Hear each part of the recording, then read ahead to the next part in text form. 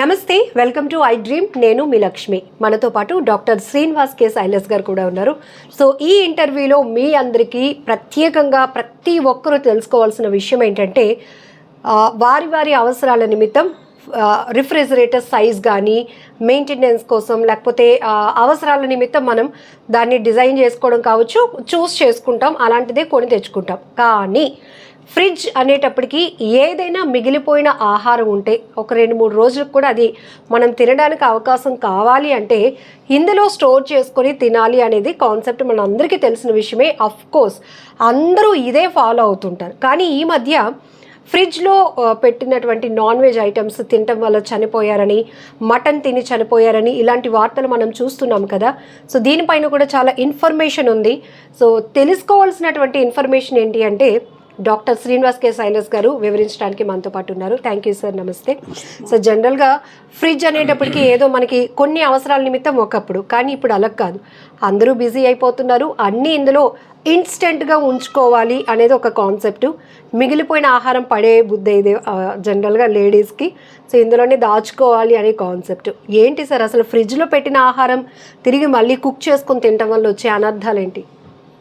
అందరికీ నమస్కారం. ఫ్రిడ్జ్ అనేది ప్రతి ఇంట్లో ఇప్పుడు నిత్యావసర సరుకులాగా మారిపోయింది. ఎందుకంటే ఫ్రిడ్జ్ లేనిదే ఇల్లు లేదు. కారణం ఏంటంటే ఈరోజు బిజీ లైఫ్లో భార్యాభర్తలు ఇద్దరు ఉద్యోగాలకు వెళ్ళడం కానీ, పిల్లలు స్కూల్కి వెళ్ళడం కానీ, రేపు ఉదయాన్నే ఎర్లీగా స్కూల్ స్టార్ట్ అవుతుంది కాబట్టి ఎర్లీగా ఆఫీస్కి వెళ్ళాలి కాబట్టి ముందు రోజే వారానికి ఒకసారి మనం షాపింగ్ అంతా చేసుకొని లోపల పెట్టుకొని కూరగాయలను తాజాగా ఉంచుకోవడానికి, లేకపోతే ఫుడ్ని ముందే వండుకొని కొంతసేపు తిన్న తర్వాత అది మిగిలిపోయినటువంటి ఫుడ్ని స్టోర్ చేసుకోవడం అనేది ఈరోజు ఇదేమో ఆశ్చర్యకరమైనటువంటి విషయమే కాదు. ఇన్నిటికంటే ముందు ముఖ్యంగా చెప్పాల్సింది ఏంటంటే విదేశాల్లో అయితే ప్రతి ఆదివారం పెట్టుకున్నటువంటి ఫుడ్ని మరలా శనివారం వరకు ఆ ఫుడ్ని తినాలి. కారణం ఏంటంటే అక్కడ విదేశాల్లో ఉద్యోగాలు చేసేవారు ఉద్యోగ సంస్థలు ఎక్కడ ఉంటాయంటే ఒకవేళ ఇక్కడ వీరుంటే హైదరాబాద్ అంత దూరం, విజయవాడ అంత దూరం ఆఫీస్కి వెళ్ళాల్సి వస్తుంది. ఈ ప్రయాణానికి ఎక్కువ సమయం సరిపోతుంది కాబట్టి వారు వారం అంతా ఈ ఫుడ్ని స్టోర్ చేసుకొని తింటారు. ఇక ఈ మధ్య హైదరాబాద్లో ఒక ఫ్రిడ్జ్లో పెట్టినటువంటి మటన్ కూర తిని చనిపోయినట్టుగా చూస్తూ ఉన్నాం. అది ఫ్రిడ్జ్ తప్పని నేను అనుకోవట్లేదు, అది మనుషులు తప్పే. కారణం ఏంటంటే అమ్మా, ఫ్రిడ్జ్లో R164 R600 అనే ఒక గ్యాస్ నింపుతారు. ఓకే, ఇది ఒక్కసారి మనం చెక్ చేద్దాం సార్. జనరల్లీ ఫ్రిడ్జ్ అనేటప్పటికి మనం ఇది డీపర్ అంటారమ్మా, ఇది సెమీ డీపర్ ఇది. సో అలాగే ఇంకా ఆహార పదార్థాలను షిప్పుల్లోనూ లేకపోతే పెద్ద పెద్ద రెస్టారెంట్స్లోనూ కొన్ని కోల్డ్ స్టోరేజెస్లో ఉన్నవైతే మాత్రం మరీ ఫ్రీజీగా ఉంటాయి అవి. సో ఇది డీప్ ఫ్రీజ్ అంటాం దీన్ని నార్మల్ ఫ్రీజ్ కింద చూస్తూ ఉంటాం. ఇవన్నీ కూడా R164 R600 అనే గ్యాస్ ద్వారా నడుస్తూ ఉంటుంది. ఈ గ్యాస్కి వెనకాల సిలిండర్ ఉంటుంది. ఈ కంప్రెసర్ ఏం చేస్తుందంటే ఈ లోపల ఉన్నటువంటి టెంపరేచర్ని బయటకు పంపించే ఏర్పాటు చేస్తుంది ఈ గ్యాస్ ద్వారా. కాబట్టి ఈ టెంపరేచర్ ఎప్పుడూ కూడా ఇలాగ ఉంటూ ఉంటుంది. అయితే ఇందులో పెట్టుకున్నటువంటి ఆహార పదార్థాలు పాడైపోవడానికి ఎంత మాత్రం కూడా ఛాన్స్ లేదు. కానీ ఫ్రిడ్జ్ సరైనటువంటి కండిషన్లో లేకపోతే ఖచ్చితంగా ఆహార పదార్థం పాడవుతుంది. ఎందుకంటే సరైన టెంపరేచర్లో మనం ఫ్రిడ్జ్ని ఎప్పుడు సిద్ధంగా ఉంచుకోవాలి. టెంపరేచర్ సరిగ్గా ఉందో లేదో చూసుకోవాలి. అట్లీస్ట్ నెలకు ఒకసారైనా ఫ్రిడ్జ్ని తనిఖీ చేసుకోవాలి. లేకపోతే ఫ్రిడ్జ్ చుట్టూ ఉన్నటువంటి ఈ యొక్క ఏదైతే రబ్బర్ బుష్ ఉందో ఈ బుష్ ఏం చేస్తుందంటే బయట ఉన్నటువంటి టెంపరేచర్ లోపలికి వెళ్లకుండా, లోపల ఉన్నటువంటి టెంపరేచర్ బయటకు రాకుండా ఇది చాలా ప్రొటెక్టివ్గా ఈ విధంగా ఉంచుతుంది అనమాట. చూసారా, ఇది ఇలా వేసేటప్పుడు టప్ అనే శబ్దం వస్తూ ఉంది. ఇది చాలా గ్రిప్తో పట్టుకుంటూ ఉంటుంది. కొన్నిసార్లు మనం అన్నీ గమనిస్తాం కానీ ఈ రబ్బర్ని గమనించాం. ఈ రబ్బర్కి అధికంగా డస్ట్ పెట్టడం వల్ల కానీ, లేకపోతే ఫుడ్ పార్టికల్స్ ఈ పక్కల సందుల్లో దాక్కోవడం వల్ల కానీ, ఈ రబ్బర్ సరిగ్గా అతుక్కోకపోవడం వల్ల బయట నుంచి వెళ్ళే టెంపరేచర్ లోపలికి ఎంటర్ అయిపోయి ఫుడ్ పాడైపోయే ఛాన్స్ ఉంది. నేనేమంటానంటే హైదరాబాద్లో జరిగినటువంటి సంఘటన ఎలా జరిగి ఉంటుందంటే, నేనేమనుకుంటున్నానంటే అమ్మా, హైదరాబాద్లో జరిగినటువంటి సంఘటన ఆ మాంసాన్ని తీసుకొచ్చినప్పుడు సో ఫ్రిడ్జ్లో పెట్టినప్పుడు ఫ్రిడ్జ్ సరిగ్గా పని చేయకపోయి ఉండొచ్చు అని నా ఆలోచన. పని చేయకపోవడం వల్ల. రెండోది, మాంసం ఎక్కడి నుంచి తెచ్చారు అనేది ప్రశ్న. ఎందుకంటే మాంసం రెస్టారెంట్ నుంచి కానీ, భోజనాల దగ్గర నుంచి కానీ, ఫంక్షన్స్ దగ్గర నుంచి తెచ్చేటప్పుడు ఒక విషయాన్ని మాత్రం జాగ్రత్తగా ఉంచుకోవాలి. ఇంటిలో భోజనం వండుకునేటప్పుడు మనం ఎప్పుడు కూడా టేస్టింగ్ సాల్ట్ అనేది వాడం, కొన్ని ఎసెన్షియల్స్ వాడం. కారణం ఏంటంటే మనం ఇంట్లో తింటున్నాం కాబట్టి సేఫ్గా ఉండాలి, ఆరోగ్యదాయకంగా ఉండాలి కాబట్టి. అయితే మీ అందరికీ చెప్తున్నది ఏంటంటే ఈ ఫుడ్ ఒకవేళ రెస్టారెంట్ నుంచి కానీ లేకపోతే భోజనాల దగ్గర నుంచి కానీ తెచ్చినప్పుడు అందులో టేస్ట్ కొరకు కొన్ని ఎసెన్షియల్స్ ఎక్కువ కలుపుతూ ఉంటారు. దాంతోపాటు ఫుడ్ యాసిడ్స్తో పాటు మరికొన్ని ఏమంటారు టేస్టింగ్ సాల్ట్ అని రుచి కొరకు కలుపుతూ ఉంటారు. ఇది ఇన్స్టాంట్ రుచిని ఇస్తుంది. కానీ ఈ టేస్టింగ్ సాల్ట్ వేసినటువంటి ఫుడ్ పదార్థాలను ఎక్కువసేపు స్టోరేజ్ చేస్తే అవి పాయిజన్ అయ్యే ఛాన్స్ ఉంది అనమాట. కార్బో పాయిజనస్ స్టార్ట్ అవుతూ ఉంటాయి. ఎందుకంటే ఫుడ్లో ఒక రకమైనటువంటి బ్యాక్టీరియా ఫామ్ అయ్యి నెమ్మదిగా అందులోంచి ఒక ఫ్లైయర్ లాగా తయారై అది విషపూరితం అవుతుంది. అదే జరిగి ఉంటుంది అనుకుంటున్నాను తప్ప. డాక్టర్ గారు రెగ్యులర్గా మీరు చెప్పింది వ్యాలిడ్ పాయింట్. మనం ఇంట్లో మెయింటైన్ చేసే ఫ్రిడ్జ్లో మనం ఇంట్లో వండుకున్న వాటిలో ఎలాంటి టేస్టింగ్ సాల్ట్ కానీ కలర్ ఎసెన్షియల్ ఏమి వాడం కాబట్టి అది మనం స్టోర్ చేసుకుంటే, అంటే అందరికీ డౌట్ వస్తుంది, రోజు మనం అలాగే తింటున్నాం కదా, ఇదేదో ప్రత్యేకంగా వింతగా చెప్తూ ఉంటారు.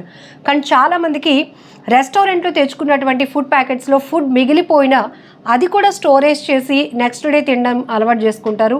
అలానే మీరు చెప్పినట్టు ఫంక్షన్స్కి వెళ్ళినప్పుడు దగ్గర బంధువులు అయితే ఏదైనా మిగిలిపోయిన ఫుడ్ పడేయడం ఇష్టం లేక దగ్గర బంధువులకి షేర్ చేస్తారు దాన్ని, అది కూడా ఫ్రిడ్జ్లో పెట్టుకొని తినడం. అంటే బయట వాళ్ళు ప్రిపరేషన్ అనేది డిఫరెంట్ మెథడ్లో. ఎగ్జాక్ట్లీ. ఏదైతే వ్యాపార సంస్థల ద్వారా జరుగుతున్నాయో ఫుడ్ కోర్ట్స్లో కానీ హోటల్లో కానీ లేకపోతే భోజనాలు పెడుతున్న దగ్గర వారు అధికమైనటువంటి టేస్ట్ కొరకు కొన్ని వస్తువులను ఎక్కువగా కలుపుతారు. అందులో ఫుడ్ యాసిడ్స్తో పాటు మరికొన్ని ఎసెన్షియల్స్, అలాగే మనం రెగ్యులర్గా వండుకున్న ఫుడ్లో జీడిపప్పు వేయంగా, కానీ జీడిపప్పు ఎక్కువ శాతం దాంట్లో పౌడర్గా వేస్తారు. జీడిపప్పు కూడా చాలా తొందరగా పాడైపోయే లక్షణం కలిగింది కాబట్టి పప్పు దినుసులు ఏమైనా చాలా తొందరగా పాడైపోయే లక్షణాలు కలిగినవి. అయితే నేనేమనుకుంటున్నానంటే ఒకవేళ అలా పెట్టినప్పటికీ కూడా ఫుడ్ ఒకవేళ పాడైపోయిందా లేదా అని చూసుకోకుండా మీరు ఒకవేళ తినే ప్రయత్నం చేస్తారు, మళ్ళీ వేడి చేసి తినటం, ఖచ్చితంగా వేడి చేయడం అనేది చాలా ఇంపార్టెంట్. వేడి అంటే ఏదో సాధారణమైనటువంటి వేడి కాదు, అది తిరగబడేటట్టుగా దాంట్లో ఉన్న బ్యాక్టీరియా అంతా చచ్చిపోయినంత వరకు కూడా మనం, ఎందుకంటే దైనందినటువంటి జీవితంలో అంత టైం లేదు, వెంటనే మనం భోజనం చేసేయాలి, వెంటనే పరిగెత్తాలి, వెంటనే భోజనాలు అయిపోవాలని చూస్తూ ఉన్నాం. కానీ ఒక ఓవెన్లో వేడి చేసుకోవడం కానీ లేకపోతే ఒక హీట్, అట్లీస్ట్ మనం ఒక ఫ్రిడ్జ్లోంచి ఒక వైటమిన్ తీసాం, మన దగ్గర ఒక కుక్కర్ ఉంటుంది, కుక్కర్ కూడా ఈజీగా కిచెన్లో ఉండే ఆర్టికలే కాబట్టి ఈ కుక్కర్లో ఏం చేయాలంటే కొద్ది నీళ్ళు పోసి ఒక టిఫిన్ బాక్స్లో ఈ ఫుడ్ని పెట్టి ఒక 2 విజిల్ వేయించగలిగితే ఇంకా మంచిది. ఎందుకంటే ఆ ఫుడ్ ఖచ్చితంగా ఒకవేళ పాయిజన్ అయినా అంత ప్రమాదకరమైనటువంటి బ్యాక్టీరియా కడుపులోకి వెళ్లకుండా ఫుడ్ పాయిజన్ కాకుండా ఉంటుంది అనేది నాకు అభిప్రాయం. సార్, బిజీ షెడ్యూల్ ఒకటి, లైఫ్ స్టైల్ చేంజెస్ వల్ల రిఫ్రిజిరేటర్స్ యొక్క ఇంపార్టెన్స్ బాగా పెరిగింది. వాటికి డిమాండ్, సైజ్ ఒక్కొక్కటైతే బీరువా స్థాయిలో ఉంటాయి. ఎందుకు అంటే అన్నీ అందులోనే ఉంచుతాం కాబట్టి అది అవసరం అనేది. సో ఏవి ఉంచవచ్చు, ఏవి ఉంచకూడదు. ఆల్రెడీ మనం ఫుడ్ కంటైనర్స్ అనేటప్పటికి ప్లాస్టిక్ మెటీరియల్ వాడకూడదు అంటాం. అదే ప్రమాదం అనుకుంటే మళ్ళీ అందులోనే పెట్టి ఫ్రిడ్జ్లో పెట్టేస్తుంటాం. ఉదాహరణకు ఒక ప్లాస్టిక్ బాటిల్ నాకు చూపిస్తే ఒక విషయం చెప్తాను మీకు. ఉదాహరణకు ఒక ప్లాస్టిక్ బాటిల్తో మనం ఈ డీప్ ఫ్రిడ్జ్లో ఒక వాటర్నో లేకపోతే కూల్ డ్రింక్నో పెట్టాం. ఈ కూల్ డ్రింక్ను పెట్టినప్పుడు ఈ డీప్ ఫ్రిడ్జ్ ఏం చేస్తుందంటే దీన్ని ఐస్ కట్టిస్తుంది. ఐస్ కట్టించినప్పుడు దీంట్లో కొంత గ్యాస్ ఉంటుంది, ఎందుకంటే పూర్తిగా నింపి పెట్టం, ఏమాత్రమైనా మనం ఖాళీగా ఎక్కడో ఖాళీగా ఉంటుంది. సో ఏమవుతుందంటే ఈ ఐసు ఈ లోపల ఉన్నటువంటి వాటర్ని కానీ లేకపోతే లిక్విడ్ని కానీ కంప్రెస్ చేసినప్పుడు ఈ వాటర్ బాటిల్ పగిలిపోయే ఛాన్స్ ఉంది. ఈ బాటిల్లో ఉన్నటువంటి కొంత ప్లాస్టిక్ నీటిలో కానీ ఆ పదార్థంలో కానీ చేరే ఛాన్స్ ఉంది. ఎట్టి పరిస్థితుల్లో కూడా ప్లాస్టిక్ బాటిల్ని డీప్ ఫ్రిడ్జ్లో పెట్టి తాగడం అంత శ్రేయస్కరం కాదు. ఇంకో మాట చెప్తున్నాను, ఇది ఎప్పటికైనా పగిలిపోయే ప్రమాదం కూడా ఉంది. డీప్ ఫ్రిడ్జ్లో కొంత సమయాన్ని మాత్రమే ఉంచడానికి పనికొస్తుంది తప్ప అంతకంటే ఎక్కువ సమయాన్ని డీప్ ఫ్రిడ్జ్లో ఉంచడం అంత మంచిది కాదు. ఒకటి. రెండోది, ఫ్రిడ్జ్లో పెట్టకూడనటువంటి వస్తువులు ఫ్రిడ్జ్లో పెట్టకూడనివి. మిల్క్ ప్రొడక్ట్స్ అన్నీ ఫ్రిడ్జ్లో పెట్టే తినాలి. కారణం ఏంటంటే మిల్క్ ప్రొడక్ట్స్ చాలా తొందరగా పాడైపోయే ఛాన్స్ ఉంది కాబట్టి మిల్క్ ప్రొడక్ట్స్ అన్నీ పెట్టాలి. ఫ్రూట్స్లో పెట్టకూడనివి ముఖ్యంగా అరటిపళ్ళు, అలాగే కాయగూరల్లో పెట్టకూడనివి బంగాళాదుంపలు, ఏమంటారు ఉల్లిపాయలు, ఇలాంటి వస్తువులు ఖచ్చితంగా పెట్టకూడదు. పెట్టి తినడం వల్ల ఏమవుతుందో తెలుసా, చాలా తొందరగా ఫంగస్ ఫామ్ అవుతుంది. మీకు కోవిడ్లో మీకు ఒక అర్థమై ఉంటుంది, బ్లాక్ ఫంగస్ అంటారు. Yes. బ్లాక్ ఫంగస్ ఫామ్ అయ్యే ఛాన్సెస్ ఉన్నాయి. ఒక్కోసారి టొమాటోలు కూడా సరిగ్గా చూసుకోకపోతే టొమాటోల్లో కూడా బ్లాక్ ఫంగస్ ఫామ్ అవుతుంది. ఎందుకంటే అందులో పులుపు శాతం ఎక్కువ ఉంటుంది కాబట్టి చాలా తొందరగా బ్లాక్ ఫంగస్ ఫామ్ అవుతుంది. ఒకవేళ పొరపాటున ఉడకబెట్టుకొని తింటే పర్వాలేదు, కానీ కొంతమందికి పచ్చి టొమాటో కోసుకునే తినే అలవాటు ఉంటుంది. అప్పటికే అందులో బ్యాక్టీరియా ఫామ్ అవుతే అది చాలా తొందరగా ఫుడ్ పాయిజన్ అయ్యే ఛాన్స్ ఉన్నాయి. అలాగే ఎక్కువ రోజులు నిల్వ ఉంచకూడనివి, ముఖ్యంగా ఎక్కువ రోజులు నిల్వ ఉంచకూడనిది డీప్ ఫ్రిడ్జ్లో అయితే మటన్ లాంటిది, చికెన్ లాంటిది ఒక వారం రోజుల పాటు సేఫ్గా డీప్ ఫ్రిడ్జ్లో ఐస్ కట్టినంతగా ఉంచగలిగితే మంచిది. కట్టిన తర్వాత కూడా వెంటనే ఐస్ కట్టినటువంటి ఆ ఫుడ్ని తీసుకెళ్ళి వెంటనే వేడి దాంట్లో వేయకూడదు. అది కొంతసేపు 2 hours 1 hour అది ఐస్ గడ్డ కరిగిపోయినంత వరకు మనం బయట ఉంచుకోవడం వల్ల దాని మీద ఉన్నటువంటి ఆ బ్యాక్టీరియా ఫార్మేషన్ తగ్గుతుంది. కొంతవరకు ఆక్సిజన్తో మిక్స్ అయ్యి అది మంచి ఆహారంగా మారే ఛాన్స్ ఉంటుంది. అది విషయం. అయితే శాశ్వత కాలం పెట్టకూడదు. మష్రూమ్ ఎక్స్పైరీ డేట్ కంటే మనం ఎట్టి పరిస్థితుల్లో కూడా ఎక్స్పైరీ డేట్ అయిపోయిన తర్వాత మనం ఫ్రిడ్జ్లో ఉంచి తినడానికి అసలు హక్కే లేదు. రెండోది పన్నీర్ని అసలు ఎట్టి పరిస్థితుల్లో కూడా ఎక్స్పైరీ డేట్ అయిన తర్వాత ఫ్రిడ్జ్లో పెట్టినా సరే ఎక్స్పైరీ డేట్ అయిపోయిన తర్వాత దాన్ని పడేయడం శ్రేష్టం తప్ప దాన్ని తినడం వల్ల 90% ఫుడ్ పాయిజన్ అయ్యే ఛాన్స్ ఉంది. అయ్యో అది కాస్ట్లీ వస్తువు కదా, పాడైపోద్దని వండుకొని తిందాం అనుకుంటే ఖచ్చితంగా దానివల్ల అధిక ప్రమాదం. అసలు నాన్ వెజ్ కంటే చాలా తొందరగా ఫుడ్ పాయిజన్ అయిపోయే పదార్థాల్లో పన్నీరు, పాల పదార్థాలు చాలా తొందరగా పాడైపోతుంటాయి.